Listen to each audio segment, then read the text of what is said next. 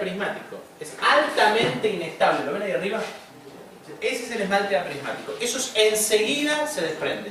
Quédense con esta imagen para ver justamente la falta de conexión que tiene con realmente el esmalte prismático, y eso explica su inestabilidad en el tiempo. Así que siempre antes de hacer adhesión, sea tanto en dientes recién erupcionados que van a encontrar con este esmalte, o incluso en esmaltes ya consolidados en el tiempo, hablo de una persona por ejemplo de 16 o 20 años, siempre limpien la superficie, o con aires abrasivos o con ultrasonidos para asegurar de que estén limpias. Pero, ¿qué pasa con el esmalte? ¿Qué pasa con la dirección de los prismas? ¿Por qué es importante entender la dirección de los prismas durante los procedimientos restauradores? Fíjese lo siguiente. Acá vemos la pieza dentaria, ¿sí? Esto es una vista de una de las caras proximales, y vemos la dirección de los prismas aproximada en los diferentes tercios de la pieza dentaria. ¿Sí? ¿Cómo sigue acá? Acá, ¿cuál es la dirección? Si yo estoy acá, ¿cuál es la dirección? Recta. Recta, correcto. ¿Y acá? Oblicua. ¿Esto lo entienden todos? Por eso, en las fosas las caries se hacen así en general. ¿Sí? ¿Estamos bien? Bien. Entonces, recta. En topes cuspídeos es recta la dirección de los prismas. Fíjese lo siguiente. Si yo tengo que realizar una preparación dentaria, la terminación de una preparación dentaria, porque ¿de qué estamos hablando hoy?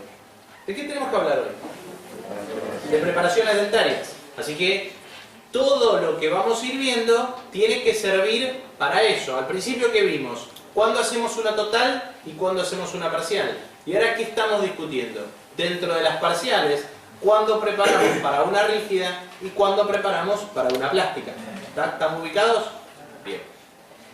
Pero este concepto aplica a cualquier tipo de preparación dentaria. Repito, aplica para cualquier tipo de preparación dentaria, totales o parciales, en todas sus formas, colores y tamaños. Y es lo siguiente. Si por el motivo que sea yo tuviera que terminar, yo estoy haciendo una preparación dentaria, ¿sí? Y tengo que terminar más o menos a esta altura. ¿Me van siguiendo? ¿Sí? ¿Me van siguiendo? Sí. Yo tengo dos opciones. Obviamente que lo ideal sería terminar siguiendo la dirección de los prismas del esmalte. ¿Está claro hasta ahí? Esto sería lo ideal. Sin embargo, excepto que usted tenga en el consultorio un microscopio electrónico de barrido, es muy probable de que no pueda saber exactamente dónde está. Por lo tanto, uno va a cometer un error. El error puede ser dejarlo de menos A, o B, cortar tejido de más. ¿Cuál es más conservador? ¿A o B?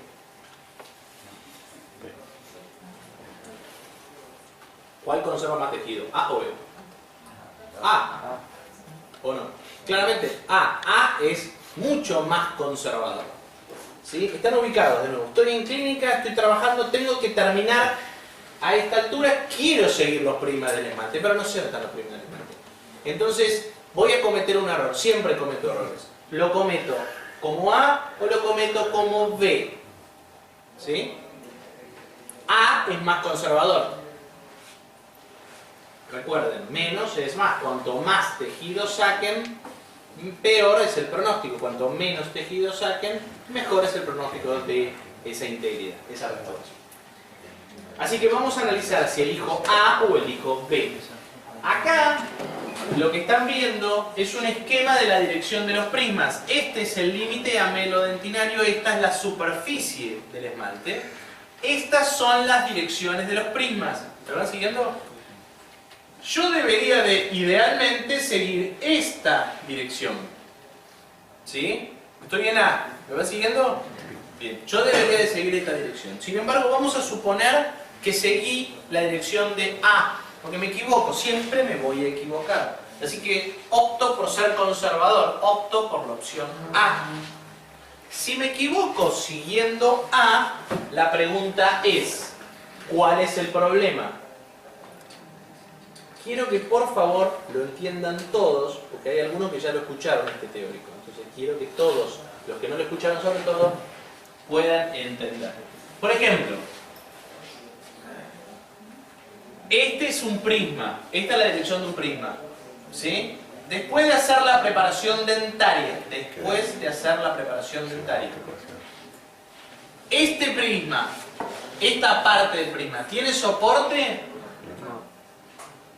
¿Están seguros? Sí. ¿Qué quiere decir que no tiene soporte? De dentina. No, a dentina claramente no está unido. Porque ¿a dónde podría unirse en todo caso? A esta altura, ¿a dónde está unido? Al resto del esmalte.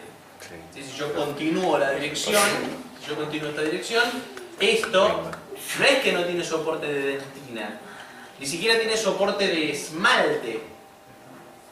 Hay dos cosas que uno tiene que entender. Existe la falta de soporte y generalmente uno lo completa con dentinario. Y entonces uno dice, no tiene soporte dentinario. Pero resulta que hay dos tipos de soporte: soporte dentinario y soporte adamantino. Uy, esta palabra no lo había escuchado nunca. Soporte adamantino es el verdadero causal de enormes millones de problemas, cuando en realidad el relleno automático dice dentinario. Fíjese, si yo saco este prisma, ¿qué perdió? Soporte adamantino. Porque este prisma es el que tiene conexión con la dentina. Si yo le saco la dentina, si yo a estos dos prismas le saco la dentina, ¿qué perdieron? ¿Se entendió ahora? Si yo le saco la dentina, entonces los prismas perdieron soporte dentinario.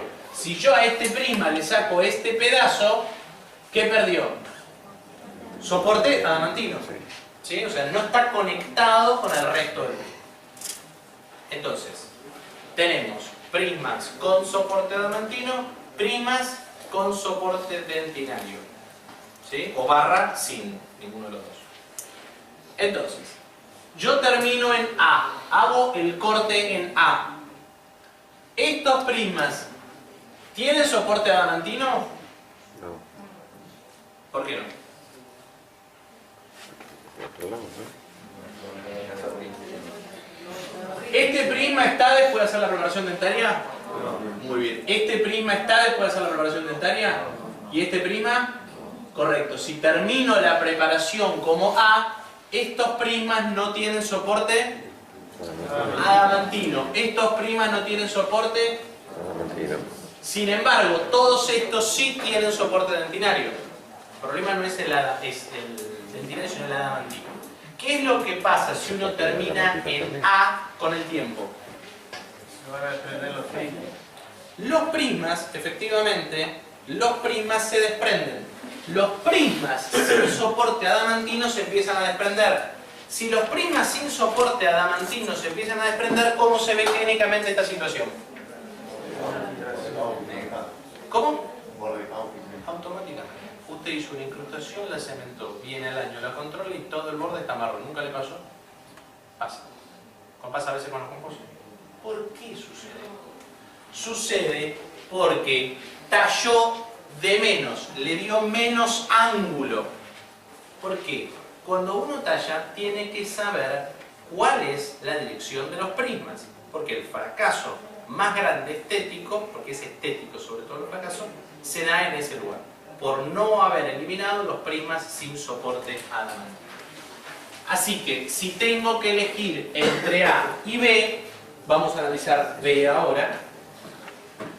Fíjese, ahora elijo el corte B. Cuando elijo el corte B, este prisma, ¿cómo está? ¿Tiene soporte adamantino? Sí. ¿Y dentinario? Sí. Este, También. este. También. B es menos conservador porque sacó más sustancia. En realidad son prácticamente iguales. ¿Por qué? Porque en el caso de A parece ser conservador inicialmente, pero en el tiempo todos esos prismas los termina perdiendo. Lo que pasa es que los pierde de manera aleatoria y eso pone en riesgo a la restauración y es lo que pone en evidencia esas pigmentaciones. Bien, Bien, ¿cómo evito este problema? ¿Cómo evito que las restauraciones rígidas, con el control al tiempo, se pongan marrones los bordecitos? Ya sabemos por qué se ponen marrones. Ahora, ¿cómo lo evitamos? Haciendo un tallado así. ¿Cómo hacen para solucionar ese problema? Tallas así. Entonces, se hace tallar con... ¿Eh?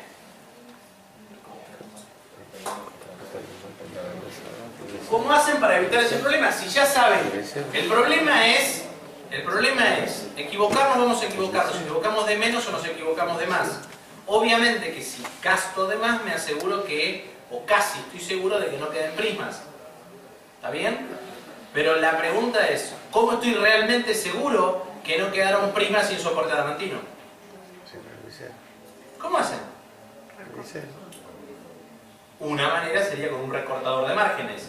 Claramente los recortadores de márgenes eliminan todos los prismas sin soporte. Fíjese qué antiguo que es este concepto. Y sin embargo hoy sigue teniendo valor. Pero no más, muchísimo más valor. ¿Por qué? Porque si no incluso se está adhiriendo a esmalte sin soporte. Esmalte que no está conectado y que por lo tanto no le va a dar adhesión. Bien, vuelvo a hacer la pregunta. ¿De qué otra manera podría asegurarse eliminar los prismas sin soporte adamantino? Muy bien, con ultrasonido. Si usted tiene una punta de ultrasonido, cuando terminó de tallar, le pasa el ultrasonido al borde cabo. Va a ver cómo se queda, después de pasarlo, como que el borde queda más brillante. ¿Por qué? Porque sigue los planos de clivaje natural. Y eso hace que solamente queden los lomos, o sea, el cuerpo del prisma, sin haber prismas inestables en la superficie, o sea, en el borde cabo. ¿Quedó claro esto? Entonces, ¿qué tiene de importancia conocer la detección de los prismas? Las preparaciones dentarias. ¿En dónde se hace más grave esto? ¿En dónde se hace más importante? ¿Para parciales o para totales? Se hace más grave para parciales, pero es malo en las dos, ¿sí? Lo que pasa es que cuando usted hace una terminación, fíjese qué interesante, cuando se van para corona, que termina estando acá abajo, ¿con qué lo hace, por ejemplo? Con un hombro o con un chamfer